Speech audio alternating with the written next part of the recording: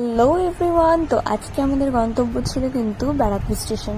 তো বেলঘড়িয়া থেকে ট্রেনে করে চলে গেলাম ব্যারাকপুরে। তো আগে আমরা কিন্তু দাদা বৌদির লাইনে দাঁড়িয়েছিলাম, বাট দাদা বৌদির লাইন দেখে মনে হলো আজকে আর দুপুরবেলা খাওয়া হবে না, মানে লাঞ্চটা বোধহয় কমপ্লিট করতে পারবো না।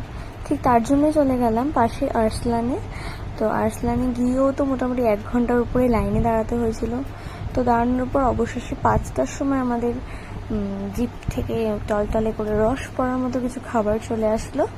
তো আমরা কি কি নিয়েছিলাম একবার বলে দিই। নিয়েছিলাম একটা গোটা তন্দুরি, চিকেন তন্দুরি, আর 2 plate special biryani, special chicken একটা, মাটন একটা বিরিয়ানি। ওকে, এই ছিল আমাদের সেদিনকার রেসিপি, মেনু।